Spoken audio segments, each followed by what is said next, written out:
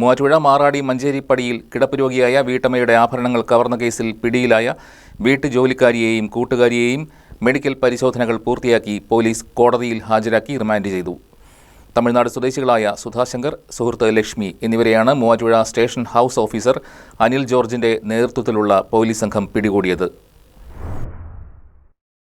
Muvattupuzha DYSP P Abdul മുനീറിന്റെ നേതൃത്വത്തിലുള്ള police സംഘമാണ് പ്രതികളെ അറസ്റ്റ് ചെയ്തത്. മൂവാറ്റുപുഴ മാറാടി മഞ്ചേരിപ്പടി പൂമറ്റത്തിൽ മറിയാമ്മയുടെ ദേഹത്ത് അണിഞ്ഞിരുന്ന 10 പവൻ ആഭരണമാണ് പ്രതികൾ കവർന്നത്. ഇക്കഴിഞ്ഞ 24-ന് രാവിലെ 8:30യോടെയായിരുന്നു സംഭവം. ഒറ്റയ്ക്ക് താമസിക്കുന്ന മറിയാമ്മയുടെ വീട്ടിൽ ഹോം നഴ്സായിരുന്ന സുധ സുഹൃത്തായ ലക്ഷ്മിയെയും കൂട്ടി മോഷണം ആസൂത്രണം ചെയ്ത് നടപ്പിലാക്കുകയായിരുന്നു.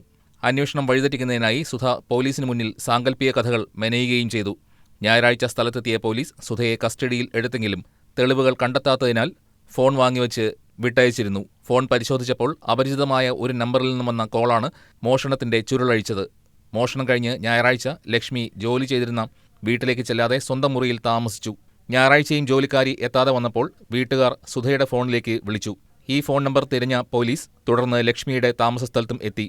അവിടെ മുഷിഞ്ഞ പാൻസും ഷർട്ടും കണ്ടെത്തിയതോടെ സംശയം ബലപ്പെട്ടു. സുധയും ലക്ഷ്മിയും തമിഴ്നാട്ടിൽ വെച്ച് തന്നെ സുഹൃത്തുക്കളാണ്. മൂവാറ്റുപുഴയിലെ ഒരു വീട്ടിലാണ് ലക്ഷ്മി ജോലി ചെയ്തിരുന്നത്. മോഷണം നടക്കുന്നതിന്റെ തലേന്ന് ലക്ഷ്മി സുധ ജോലി ചെയ്യുന്ന മറിയാമ്മയുടെ വീട്ടിലെത്തി ഒളിച്ചു താമസിക്കുകയായിരുന്നു. ഞായറാഴ്ച രാവിലെ എല്ലാവരും പള്ളിയിൽ പോയി എന്ന് ഉറപ്പിച്ച ശേഷം പാൻസും ഷർട്ടും ധരിച്ച് ലക്ഷ്മി പുരുഷവേഷത്തിൽ മറിയാമ്മയുടെ ദേഹത്ത് കിടന്ന ആഭരണങ്ങൾ ബലം പ്രയോഗിച്ച് കവർന്നെടുക്കുകയായിരുന്നു.